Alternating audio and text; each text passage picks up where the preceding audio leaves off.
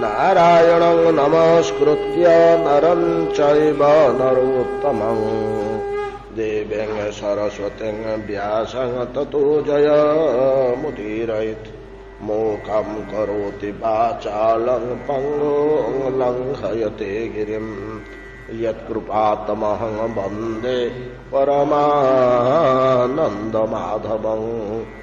यत्कृपातमहं वन्दे परमानन्दमाधवम्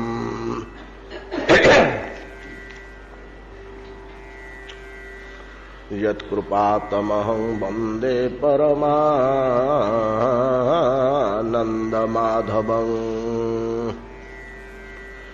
कुलाचार विहीनोऽपि दृढभक्ति जितेन्द्रियः प्रशस्तः सर्वलोकानां न त्वष्टादश विद्यकः भक्तिहीनोऽनुपश्रेष्ठ सज्जाति धार्मिकस्तथा नाल्पभागस्य पुंसो हि विष्णु भक्तिः प्रजायते जान्तु सम्पद्य यत्नेन कृतकृत्यो न सीदति जया वेत्ति जगन्नाथं सा विद्या परिकीर्तिता येन प्रणोति भगवान् तत्कर्मा शुभनाशनम् विष्णुभक्ति च सम्प्रोक्त स्ताभ्यां युक्तो दृढव्रतः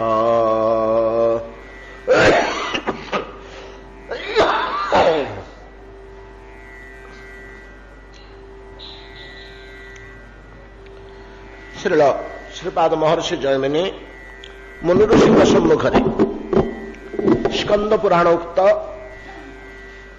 भक्ति महिमा भक्ति स्वरूप जहाँ इंद्रदम्न राजसभा वर्णना करथिले देवर्षि पाद नारद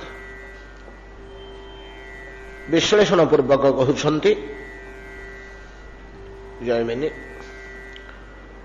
भक्ति स्वरूप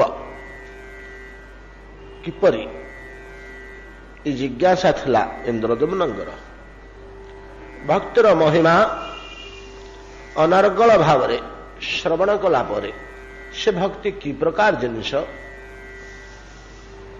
भक्ति कहले कौन क्यों भलिया भावधारा को आमे भक्ति बोली कहबा तार स्वरूप किपरि ताको किपरि कार मन रे धारणा करि हबो तार रूप ये प्रश्न पचारि सगुणा निर्गुणा भेदरे कथा आरंभ करी अवश्य नारद ये केवल मूल स्वरूप कहते सगुणा निर्गुणा सात्विक राजसी तामसी भेदरे मूल स्वरूप कहते तार परवर्ती स्तर रे भक्तिर स्वरूप भक्ति लता जो विशाल विस्तृत आम एकदा आलोचना करथिले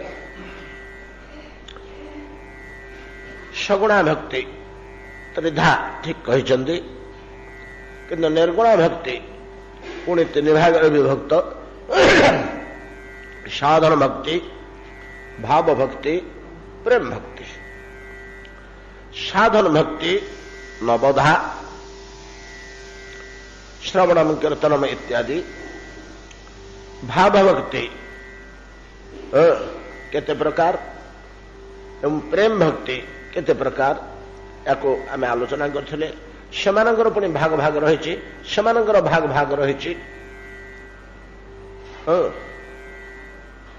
तो ए प्रकार भक्तलता एक विस्तृत प्रयोजन है आम केतले आउ थे आलोचना करवा किंतु मूल स्वरूपटी केवल देखई देइचंती परिशेष रे भक्तिर स्वरूप एक नूतन ढंग से स्कंद पुराण व्यक्त करचंती भक्तिर स्वरूप एक नूतन ढंग से व्यक्त करचंती श्लोक जहाँ भक्ति शास्त्र मानक अन्यत्र देखा जाए ना बोधे समाज पे ए स्तर समाज पे जी प्रयोजन से अंतिम वाक्य भक्तिर स्वरूप को निर्णय करी कहले बड़ सुंदर श्लोकटे आम 2 दिन धरी घाटिले जया व्यक्ति जगन्नाथ सा विद्या परिकीर्तिता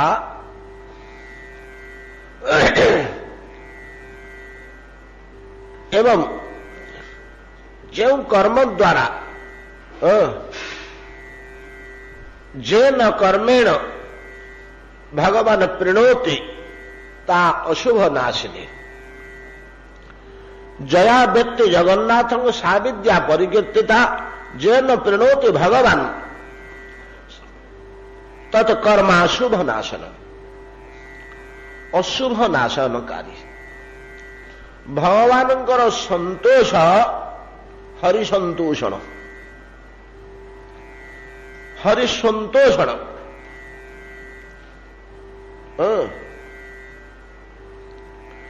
हरिस्मरण हरितोषण जोड़िए शब्द आम आलोचना करथिले हरिस्मरणटा हला जीवर स्वाभाविक अवस्था सेतक नहले से तलू खसला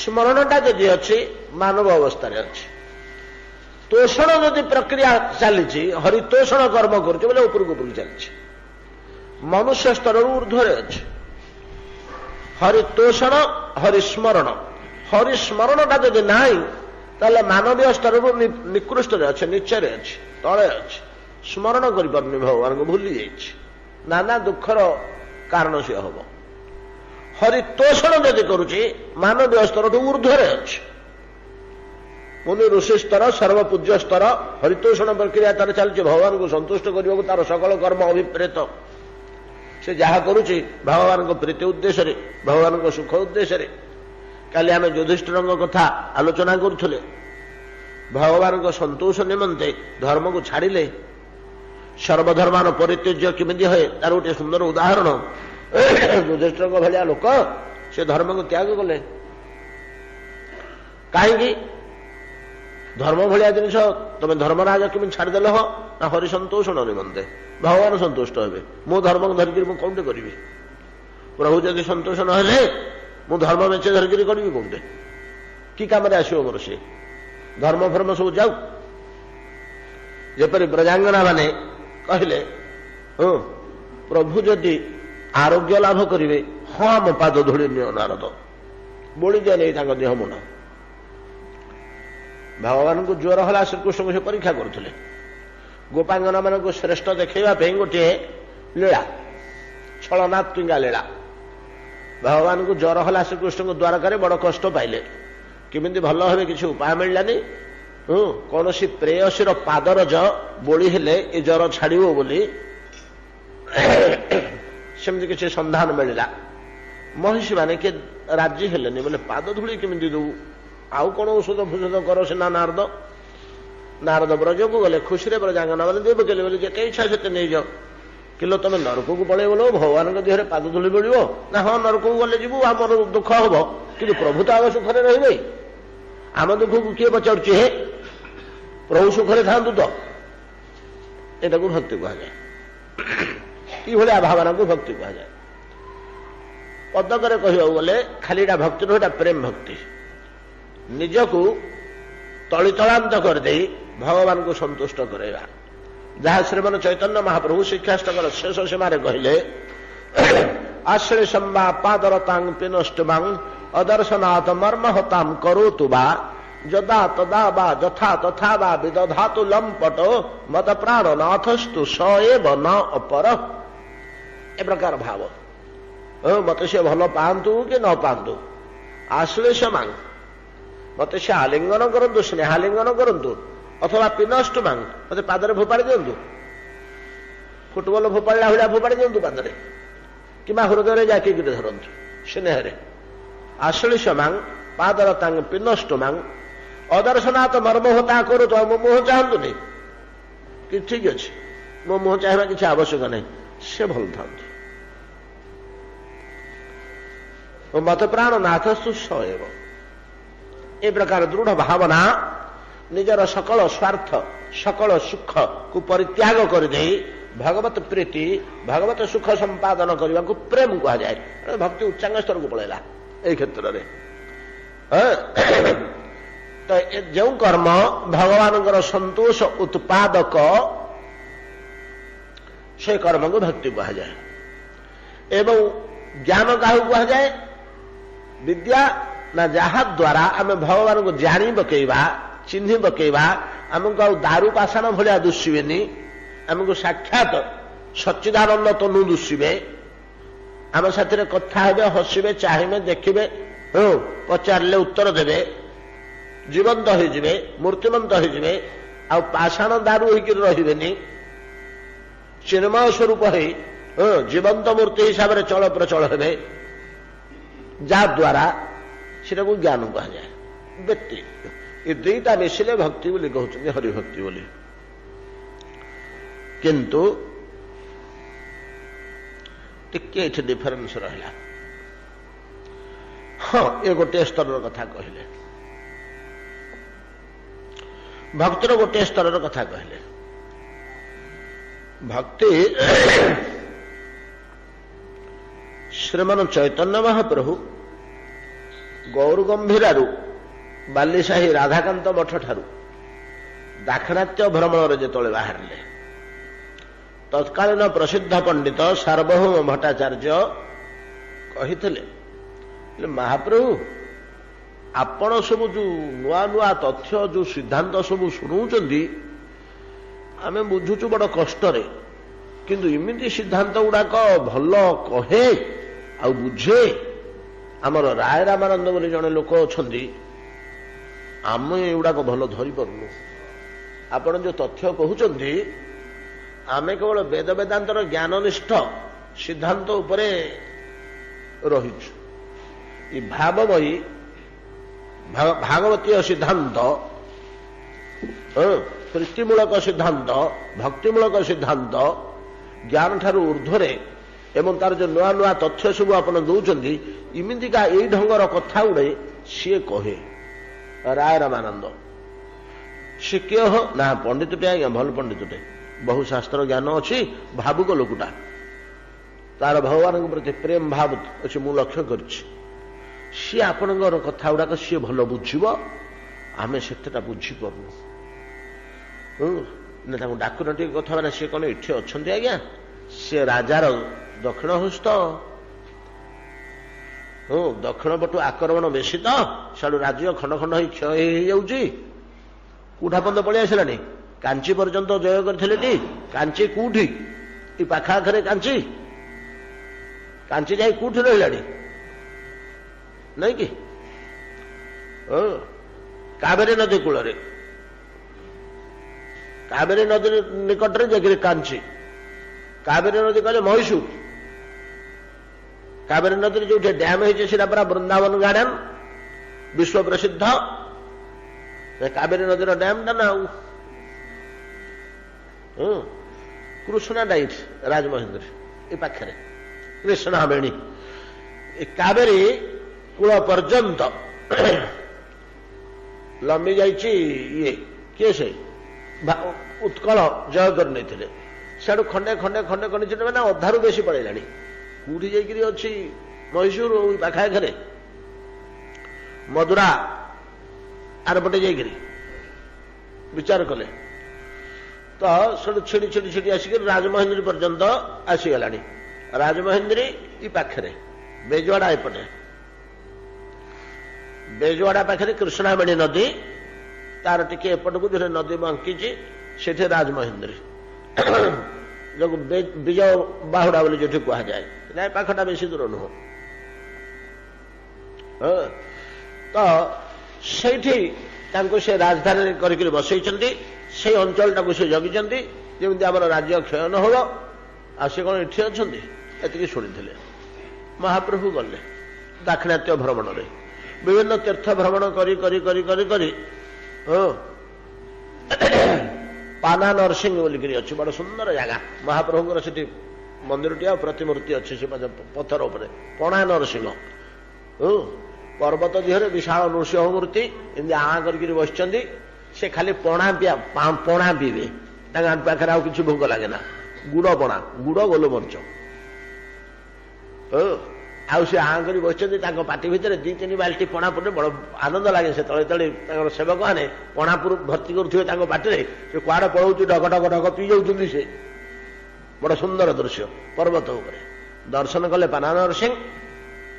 ଦର୍ଶନ କରିକି ସେଠୁ ଆଉ ଟିକେ ଯେତେବେଳେ ଆଗକୁ ଗଲେ କୃଷ୍ଣାବେଣୀ ନଦୀ କୂଳରେ ଗୋଟିଏ ଇଏ ପାଖରେ ବସିଛନ୍ତି, ଗଛ ମୂଳେ ବସିଛନ୍ତି ମହାପ୍ରଭୁ। ଏତିକି ବେଳେ ଶିବିକାରେ ରାୟ ରାମାନନ୍ଦ ଆସିଲେ। ତାଙ୍କର ସେଦିନ ପିତୃ ଶ୍ରାଦ୍ଧ ଦିବସ ଥିଲା ଯେ ନଦୀରେ ତର୍ପଣ କରିବାକୁ ଆସୁଛନ୍ତି। ଶିବିକାରେ ବସିଛ, ରାଜା ତ ରାଜପ୍ରତିନିଧି, ଶିବିକାରେ ତାଙ୍କୁ ବସେଇଛନ୍ତି ସବାରିରେ, ଆଉ ବାକି ପାଖରେ 10-15 ଲୋକ ଅଛନ୍ତି, ରାଜା ଯାଉଛନ୍ତି ଆଉ କ'ଣ। ସେ ଓହ୍ଲେଇଲେ, ଓହ୍ଲେଇକରି ସେଠି ସ୍ନାନ ତର୍ପଣ ଇତ୍ୟାଦି ସାରିଲେ। ସାରିକିରି ଫେରିଲା ବେଳକୁ ଦେଖିଲେ ବାବାଜୀଟେ ବସିଛି, ଗୋଟେ ତେଜିଆନ ବାବାଜୀଟେ। ତାଙ୍କ ମନରେ ଟିକେ ଆସିଲା, ସେ ଟିକେ ଛିଡ଼ା ହେଲେ। ସେ ରାଜକୀୟ ଢଙ୍ଗ ଆଉ ଭକ୍ତିମୂଳକ ତର୍ପଣ କାର୍ଯ୍ୟ ଦେଖି ମହାପ୍ରଭୁ ଭାବିଲେ ଇଏ ବୋଧେ ରାୟ ରାମାନନ୍ଦ, ଏଇ ବୋଧେ ରାୟ ରାମାନନ୍ଦ ଯାହାଙ୍କ କଥା କହୁଥିଲେ ସାର୍ବଭୌମଟା ଜାଣି। ସେଠି 10 ଦିନ ମହାପ୍ରଭୁ ରହିଲେ। 10 ଦିନ ସେ ପରସ୍ପର ପରିଚିତ ହେଇଗଲେ। 10 ଦିନ ରହିଲେ। 10 ଦିନ ଭିତରେ ବହୁତ ଗୋପନ ତଥ୍ୟ ବୈଷ୍ଣବ ଜଗତର ସେ 2 ଜଣଙ୍କ ଭିତରେ ଉନ୍ମୋଚିତ ହେଇଛି, ଯୋଉଟାକୁ ପରବର୍ତ୍ତୀ କାଳରେ ସେଇଠୁ ତାର ଉଦ୍ଗମ, ସେଇ ତଥ୍ୟ ସମୂହର ସେଇଠୁ ଉଦ୍ଗମ। ସେଠି ନାନା ପ୍ରକାରର କଥା ପଡ଼ିଛି। ନାନା ଭକ୍ତି କ'ଣ, ପ୍ରେମ କ'ଣ, ଗୋପ କ'ଣ, ଗୋପୀ କ'ଣ, କୃଷ୍ଣ କ'ଣ, ରାଧା କ'ଣ, କି ତତ୍ତ୍ୱ ଗୁଡ଼ାକ ସବୁ ମାନେ ଏକଦମ ଭିତର କଥା ଆଲୋଚନା ହେଇଛି। ପରିଶେଷରେ ତ ଇଏ ବ୍ୟସ୍ତ ହୋଇପଡ଼ିଛନ୍ତି ରାୟ ରାମାନନ୍ଦ। ଆପଣ କିଏ? ଏ ନ ଜାଣିବା କଥା ଗୁଡ଼ା କ'ଣ ମୁଁ ପାଟିରୁ ବାହାର କରୁଛନ୍ତି? ଆପଣ ବାହାରେ ପ୍ରଶ୍ନ କରୁଛନ୍ତି, ଭିତରେ ମୋ ଭିତରେ ଉତ୍ତର ସୃଷ୍ଟି କରି ମୋ ମୁହଁରେ ପ୍ରଦାନ କରୁଛନ୍ତି। ମୁଁ ତ ଏଇସବୁ ଜିନିଷ ତଥ୍ୟ ଜାଣିନଥିଲି, ଏଗୁଡ଼ାକ ମୁଁ କହୁଛି କେମିତି, ମୋ ପାଟିରୁ ବାହାରୁଛି କେମିତି? ଆପଣ ବାହାର କରାଉଛନ୍ତି। ବହୁତ କଥା ହେଇଛି ସେଠି। ସାଧନ ଭଜନର ଗୋଟେ କ୍ରମ, ମନୁଷ୍ୟର ଯୋଉ ଉପାସନା ଧର୍ମ ସାଧନା, ତାର ଗୋଟେ କ୍ରମ ଚୈତନ୍ୟ ମହାପ୍ରଭୁ ଆଉ ରାୟ ରାମାନନ୍ଦଙ୍କ ଭିତରେ କଥୋପକଥନ ଛଳରେ ପ୍ରକାଶ ପାଇଛି, ଯାହା ଅନେକ ଲୋକ ଜାଣନ୍ତି। କାହିଁକିନା ବଡ଼ ଉପାଦେୟ ଜିନିଷ, ଆଉ ତାକୁ ଏମିତି ଢଙ୍ଗରେ ପ୍ରକାଶ କରାହେଇଛି ଯେ ଶୁଣିବାକୁ ବଡ଼ ଖୁସି ଲାଗେ। ନାନା କଥା ଭିତରେ ଚୈତନ୍ୟ ମହାପ୍ରଭୁକୁ ପଚାରିଲେ, ହେଲେ ରାୟ ରାମାନନ୍ଦ, ମନୁଷ୍ୟର କର୍ତ୍ତବ୍ୟ କ'ଣ ହଉ, କି ସାଧନା ସିଏ କରିବ? ଧର୍ମ ସାଧନା କରିବନି, ସେ କ'ଣ କରିବ? ରାୟ ରାମାନନ୍ଦ କହିଲେ ଯେ ସ୍ୱଧର୍ମାଚରଣ।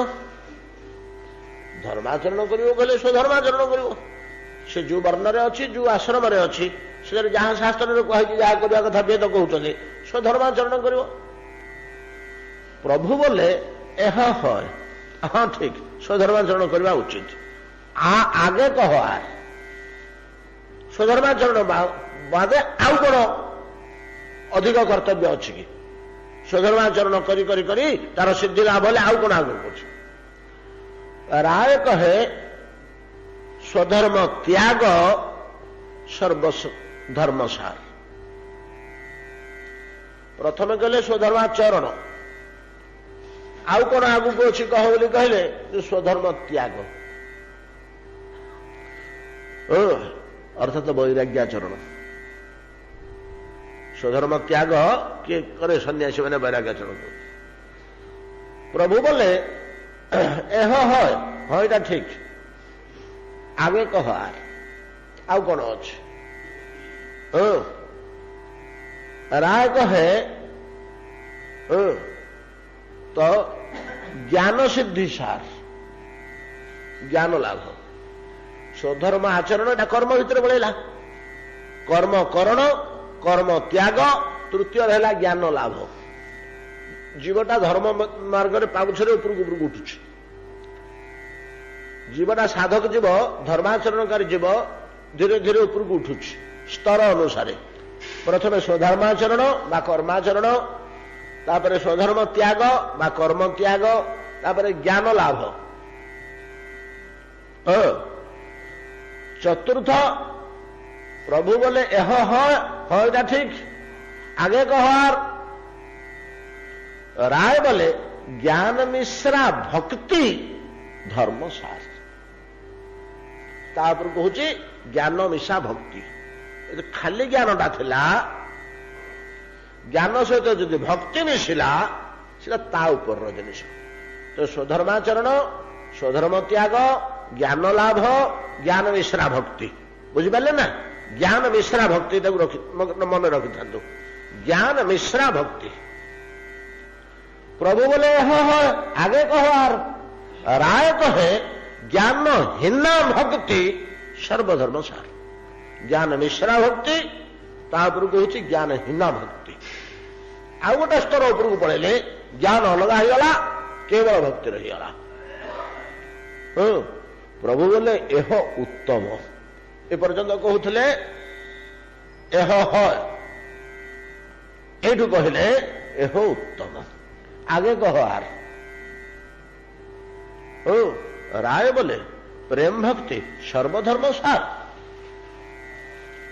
भक्ति भाव भक्ति मझे कहते प्रेम भक्ति तापर को धीरे धीरे धीरे धीरे धीरे चरम स्तर पर्यंत जाइए आउ कत गुड़े ये ज्ञान मिश्रा भक्ति गोटे आसला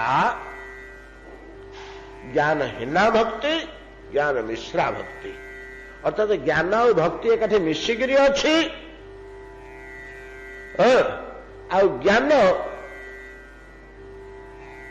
न थाइकरी केवल निर्मल भक्ति अच्छी ज्ञान मिशी भक्ति अच्छी ज्ञान न थाई भक्ति अच्छी इति तार स्वरूप निर्णय करवा कठिन ज्ञान मिश्रा भक्ति कौन ज्ञान हीना भक्ति कौन भगवान बोली जानुची अथच भल पाउछ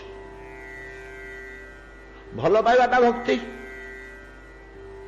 खाली ज्ञान रे मनुष्य भगवान को भल पाए ना जाने तो ब्रह्म व्यापक निरंजन निर्लेख निर्लेप निर्गुण निराधार निराभास निर्विशेष ब्रह्म ताकू भल कौन पाइब तार रूप गुण चेहरा स्वभाव लीला चरित्र इत्यादि थिले सीना भल पाइब जार कि गुड़ाक नहीं भल पाइब केमी सेवा कर ब्रह्म तो गोटे व्यापक शून्य पदार्थ फूल टे कूटी दब चंदन टे कूटी दब मुंडिया टे कूटी मार ये निर्गुण ब्रह्म ज्ञान यहाँ ज्ञान खाली ज्ञान निर्गुण ब्रह्म ज्ञान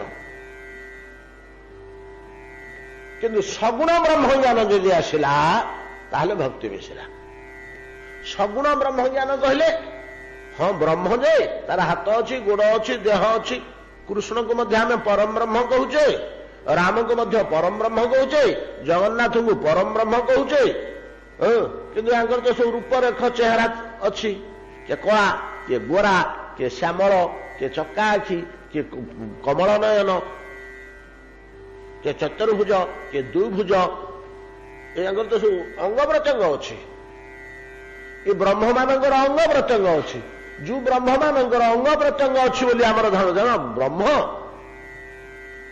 किंतु रूपधारी मनोहर चेहरा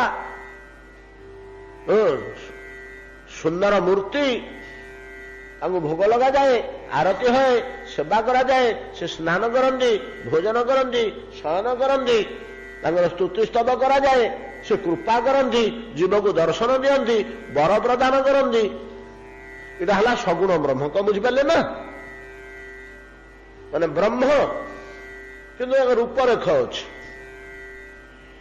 आउ जो भक्त विचार करुच्ची ब्रह्म तो तार तो किसी ना खाली ब्रह्म तो जानी हबनी अलेख ब्रह्म निरंजन ब्रह्म निरंजन बोले कौन न अंजन चिन्ह वर्ण किसी ना खाली ब्रह्म बोली मानवा कथा तार रूपरेख किसी ना रूपरेख जो आसीगला ब्रह्मर से सगुण ब्रह्म जो रूपरेख नाई खाली ब्रह्म निराकार निराभास निर्गुण निरंजन निर्विशेष कौन गोटे अच्छी ब्रह्म बोलिके ଆମେ ସ୍ୱୀକାର କରୁଛୁ କେବଳ ତାର ରୂପ ରେଖ ଗୁଣ ଗନ୍ଧ ବର୍ଣ୍ଣ କିଛି ନାହିଁ। ବୁଝିହେଲା କି ନା ବୁଝି ହଉନି? ନିର୍ଗୁଣ ବ୍ରହ୍ମକୁ ଧାରଣା କରି ହୁଏ ନା, ରୂପ ତ ନାହିଁ କେମିତି ଧାରଣା କରିବେ, ଖାଲି ସ୍ୱୀକାର କରିବାକୁ ହୁଏ।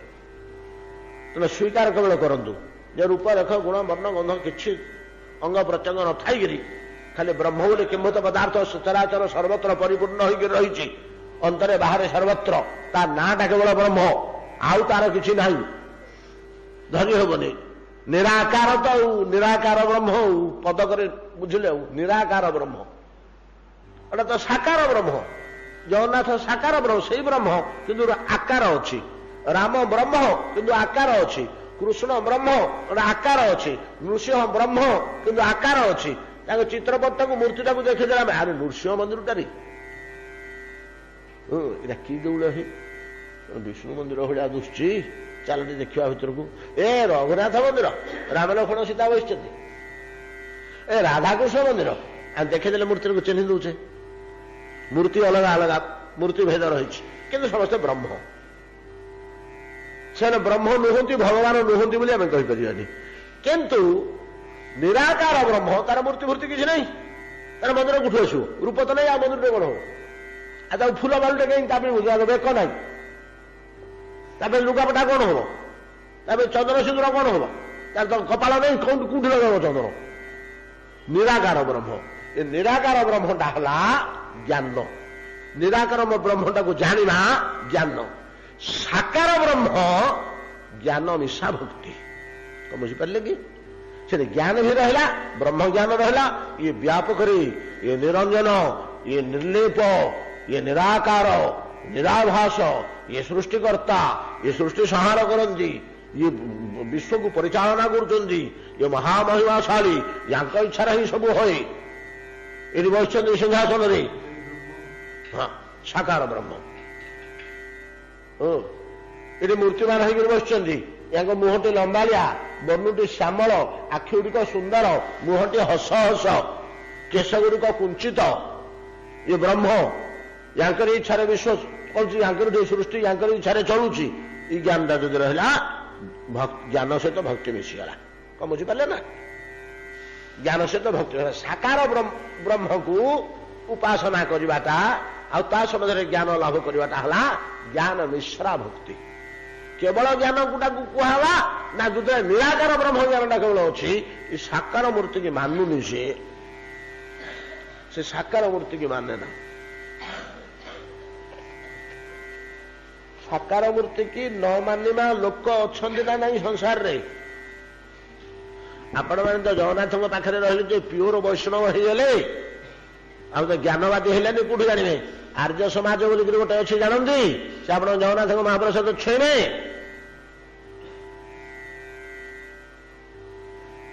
ଆର୍ଯ୍ୟ ସମାଜ କଥା ଜାଣିଛନ୍ତି ନା ନାଇଁ? ଗୋଟେ ଅଛି, ସର୍ବଭାରତୀୟ ସ୍ତରରେ ଛୋଟିଆ ନୁହଁ, ବିରାଟ ସଂସ୍ଥା। ଆଚାର୍ଯ୍ୟ ଋଷି ପ୍ରତିମ ଦୟାନନ୍ଦ ସରସ୍ୱତୀଙ୍କ ଦ୍ୱାରା ସୁପ୍ରତିଷ୍ଠିତ ଆର୍ଯ୍ୟ ସମାଜ। କିଛି କମ୍ ସଂସ୍ଥା ନୁହେଁ, ସର୍ବଭାରତୀୟ ସ୍ତରରେ ବିଶ୍ୱରେ ସଂସ୍ଥା। ସେମାନେ ମୂର୍ତ୍ତିକି ମାନନ୍ତିନି, ସାକାର ମୂର୍ତ୍ତିକି ମାନନ୍ତିନି। ଇଏ କି ଖେଳନା? କଣ୍ଢେଇଟା କଣ ପାଇଁକି? ବ୍ରହ୍ମ ତ ବ୍ରହ୍ମ, ତାର ଏଥିରୁ ଗୋଟେ କୋଉଠୁ ଆସିବ? କାଠୁଟେ ପଥରୁଟେ କାହିଁ ହବ? ଇଏ ତାର ପ୍ରତୀକ ଛାଡ, ସେ ପ୍ରତୀକଟାକୁ ବ୍ରହ୍ମଟାକୁ ନ ଧରିକି ପ୍ରତୀକଟେ କାହିଁକି ତାର ଧରିଛ? ତମର ବୁଦ୍ଧି ନାହିଁ, ତମର ବଳ ନାହିଁ, ତମର ମାନସିକ ବଳ ନାହିଁ ବୋଲି, ବୌଦ୍ଧିକ ବଳ ନାହିଁ ବୋଲି ଗୋଟେ ମୂର୍ତ୍ତିଟାକୁ ଆଶ୍ରୟ କଲ। ଆଉ ନିରାକାର ନିର୍ଲେପ ବସ୍ତୁଟେ ଚତୁର୍ଦିଗରେ ବିସ୍ତୃତ ହେଇ ଚତୁର୍ଦିଗରେ ରହିଛି, ପରିପୂର୍ଣ୍ଣ ହୋଇକରି ଆକାଶ ଯେମିତି ବ୍ୟାପକ ଚତୁର୍ଦିଗରେ ପୂର୍ଣ୍ଣ ହୋଇକି ରହିଛି, ତାର ଉପରେ କିଛି ନାହିଁ। ବ୍ରହ୍ମ ସେଇଭଳିଆ ସେମାନେ ମୂର୍ତ୍ତିକି ମାନନ୍ତିନି। ଇଏ ହେଲା ବିଶ୍ୱର ମୁଖ୍ୟ ନିରାକାରବାଦୀ ସଂସ୍ଥା। ଆପଣଙ୍କ ଗାଁରେ ଗୋଟେ ନିରାକାରବାଦୀ ସଂସ୍ଥା ଅଛି, ଜାଣନ୍ତି? ଅଲେଖ ବ୍ରହ୍ମ ନିରଞ୍ଜନ। ସେ ମୂର୍ତ୍ତି ମାନନ୍ତି। ଦେଉଳକୁ ଯିବେ, ଗୋଟେ ଅଲେଖବାଦୀଟେ ଦେଉଳକୁ ବସିବାର ଦେଖିଛନ୍ତି? ତାଙ୍କର ମନା, ଏଟା କିଛି ନୁହଁ, ଏଟା କିଛି ନୁହଁ, ଏଟା ବେକାର ଛଳନା। ଅଲେଖବାଦୀଙ୍କ ମତରେ ଅଲେଖ ପରା, ଅଲେଖ ବୋଲେ ତ ନିରଞ୍ଜନ। ଆଉ ତାଙ୍କ ମୂଳ ମନ୍ତ୍ର ହେଲା କଣ? ଡେଫିନେସନ ତାଙ୍କର ଈଶ୍ୱର ଭଗବାନ ବୋଲି ସେ କାହାକୁ ମାନନ୍ତି? शून्य शून्य निरंजन शून्य शून्य महाशून्य तद मध्य निरंजन निरंजन मध्य ज्योति सज्योति परम ब्रह्म बस ज्योति बोले अपना आलोक बोली भावुन आलोक बोले रूप आसीगला ज्योति कहले अपना लाइट बोली भावुन जोड़ा चित्र में ज्योति देखा कि दीपर ज्योति उठुची तो रूप आसीगला से जो ज्योति तार रूप नहीं ये है मूल मंत्र शून्य शून्य महाशून्य शून्य मध्य निरंजन निरंजन मध्य ज्योति तंज्योति परम ब्रह्म एतिकी से माने मानती ईश्वर भीश्वर मानती ये अनेक संप्रदाय भारत में अच्छा सनातन धर्म जो माने शुद्ध निराकारवादी साकार तत्व को ग्रहण करती नहीं मानती नहीं ता प्रसाद छुईबे नहीं बुझिपारे ना एमाने हेले ज्ञानी या ज्ञानी कह जाए किंतु जी मानिदेला ईश्वर स्वरूप को मुंडिया माइला स्तुति स्तुतिए कला प्रसाद मुठिए पाइला हाथ बढ़े तुलसी टिके नेला किंतु ज्ञान अच्छी से है ज्ञान मिश्रा भक्ति बुझिपारे ना ज्ञान मिश्रा भक्ति ताकू कह जाए ज्ञान मिश्रा भक्ति भक्ति रे केवल ज्ञान मिशना भक्ति रे समय समय कर्म मिशि जाए भक्ति रे समय समय ज्ञान मिशि जाए भक्ति रे समय समय जोग मिशि जाए जोग मिशि जाए बोली कहवा आवश्यक नहीं क्या जोगटा मध्य ज्ञान जोगर ही ज्ञान उत्पन्न है ब्रह्म विचार जमी ज्ञान उत्पन्न है जोगर मध्य सेमती ज्ञान उत्पन्न है तेणु केतबेले कर्म मिशि जाए केतबेले ज्ञान मिशि जाए कुथरे भक्ति रे ज्ञान मिश्रा भक्ति कर्म मिश्रा भक्ति भक्तिर सामृत सिंधुरे प्योर भक्तिर लक्षण स्वरूप लक्षण नुह स्वरूप निर्णय कले रूप गोस्वामी पाद अन्याभिलाषिता शून्यम ज्ञान कर्मादि अनावृतम आनुकूल्येन कृष्णानु शीलनं भक्तिरुत्तमा आनुकूल्येन कृष्णानु शीलनं भक्तिरुत्तमा आनुकूल्येन कृष्णानु शीलनं भक्तिरुत्तमा कि भला ना अन्याभिलाषिता शून्यम घर द्वार पुओ झील धन संपत्ति रूप यौवन स्वास्थ्य सौंदर्य आयुष एगुड़ा किसी मागुनी ये अभिलाष नहीं इटा मत मिलू हे प्रभु ये अभिलाष नहीं अन्याभिलाषिता शून्य ज्ञान कर्मादि अनावृत कर्म मिशुनी कि ज्ञान मिशुनी क्यों कर्म मिशिजे ज्ञान मिशिजे कि भक्ति रे ना भक्ति रे ज्ञान मिशिजे भक्ति रे कर्म मिशिजे किमिति भक्ति रे कर्म मिशिजे ना कथा कौन कि आज ग्रहणटा पड़ी ग्रहणटा पड़ी सूर्य ग्रहण तो देवल द्वार बंद भोग लगनी तो शास्त्र कहूँ वेद कहूँ द्वार फिटिक हबनी दिह को छुईक हबनी सब मारा जगिक जो चलला यहाँ तार भक्ति कर्म मिशि से कर्म को मानिया बाध्य हो कर्मानुसार देव सेवा कर आज ग्रहण किंतु छुईदब आम सब ये अवस्था अच्छे आम समस्त ये अवस्था अच्छे गोटे लोक बाहर मो ठाकुर खाई ना भोकर छटपट कलबल होते कि कर्म भर्म ग्रहण छाड़ कि ग्रहण ताको छेड़े चलते जाऊँ पचे खोईदेवी आग ठाकुर को भोकर मो मुह सुखेलानी मो ठाकुर खुआईदेला से ग्रहण भ्रहण न मानिक कर्मटा अलग होगा जो कर्मटा को जगी हो रे तू केमी छुईदेलु ठाकुरटा मारा होगा ठाकुरटा कि मारा हो ठाकुरटा मारा हुए कि ग्रहण दोष सीना आमको ठाकुर को आ ठाकुर को ग्रहण दोष ना जे तो लुगापटा तो मारा हाँ मारा जाओ मो ठाकुर तो भोक होता जहा हो तो खोई तो देली बड़ भोकर कलबल हो तो संभाली पार्ली आउ संभाली पार्ली गोटे कथा कहूँ मन पड़े पिलादिन कथा व्रतहर हेले दुंडा को उपवास रही पड़ो मु आ मो सान कखे एका दिन व्रत होइथिलु आमे शोइचु सकाळ 4:30 पूर्व दिन 4 कर्म होइथिला भोजी हात होइछि खीरी महुर सब थुआ होइछि घरे बासी जे पूर्तन रात्र बळका अछि सकाळ 5टा 5:30 अंधार अछि टिके टिके आम 2 जन को बो उठेला मोर मन अच्छे आम 8 वर्ष 9 वर्ष होते मो माँ बो उठेला उठ उठ बोली आम दबाड़ी उठिलु मुह धोलु दात हसुन किसी नहीं चुपरा पाटी कर चुप कर आस आया से रोषे घर पाखे जो थी से पत्रटे पकड़ बसला से क्षीरी मोर मन अच्छे पर्यटन क्षीरी आ बेसर आ कौन भात एत हम शीघ्र खाई खाईद चुपचाप खाई जाऊ थे शोई पड़ आम खाईदेलु जा शोई कहीं ना दिनाक आमको खावा दिहबनी तो जाए 4टा से कड़ाकड़ी नियम था आम व्रत भाव गुड़ा सब कड़ाकड़ी नियम था कर्म को मानिला कि ये पिला माने भोगर रहा कथा एबार किसी खाइबा को हेनी आ पांचारू मुह न धोईक दात न हसिक तो खिया होगा गाधुआ पाधुआ छाड़ू कहीं तो मो पिले भोकर रहीजे कष्ट हम बाधिब इ भावटा इ स्नेहटा कर्म को अतिक्रम करगला कौन बुझिपारे कि कथा ठीक से भाया कर्मशास्त्र कहुई एमती कर सेमती कर नियम चलो बोलिक किंतु ठाकुर प्रति गभीर ममता गभीर प्रेम ठाकुर दुख सही न पारिक नित्य नियम को बुलबार छाड़ू गाधेबी खाइबा देवी से बंद कलबल हो मो ठाकुर छाड़ पछे गाधे मारा हेले जाग खुआईदेवी खुआईदेला ठाकुर को कर्मटा को अतिक्रम करगला सी बुझिपारे ना हेल्ले भगवान के प्रति तार केत भाव रहिले हुई रे तू नरकरे पड़ू तू ठाकुर को अगाधुआ खुआलु लुगा धोइनु राति पिंधा लुगा पिंधिचु कि ना शौच हेनु स्नान करनु कि करनु लेकिन भोग लगेदेलु ना भाई नरक ना नरक जीवनी ना हाँ नरक तो नरक जा पड़ो निश्चय कौन कर कर्तदेली गले जी नरक को नरकटा को से ग्रहण कर पछे कि ठाकुर को खुआईदेला कर्म को लंघन करगला जब कर्म को लंघन करा जाए से ज्ञान को मध्य लंघन करा जाए लंघन कर ज्ञान ज्ञान को केमती लंघन करा है बुझा बड़ कठिन सबरी सबरी जो उच्छिष्ट खुआईला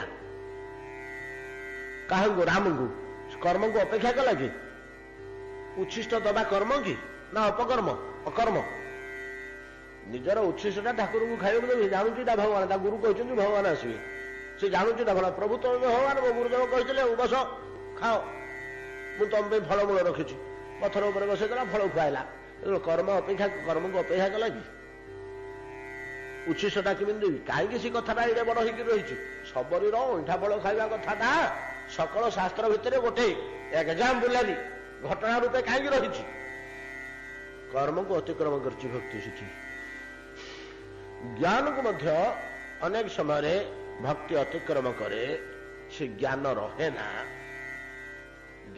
ना सब भासी जाए ज्ञान बोली तो तार गोटे उदाहरण ये देखु माँ यशोदा जानूची जेते दौड़ी बुड़ेले या पेटटा कहीं भर्ती होनी पुरुनी दौड़ीटा अंटुनी देखुची तो आखरे देखुची हेले कौन गोटे अलौकिकता ये अच्छी पिलाटा एडुटे एड़िकी पेटुटे घर सबतक दौड़ी सरीगला गाँव सबतक दौड़ी सरीगला निजे आणिक बांधुची तो किंतु बांधुची बांधि तो मो पिलाटा को बांधि ता पिला तार संपूर्ण अधिकार से जन्म कर किए कहीं कह तू जन्म कर जन्म कर मारिबी कि पिटिबी कि हाणिबी कि जहाँ से ज्ञान भासी ज्ञान थाई भासी ज्ञान लंघन कर गोटे छोटिया उदाहरण मुझे कहूँ एटा तो यथेष्ट उदाहरण मिलनी खोजिक शास्त्र भितर बाहर कले हम केमी भक्ति ज्ञान को ये सूर्य ग्रहण लगी कलिकतार पाठवाड़ी आश्रम गुरुदेव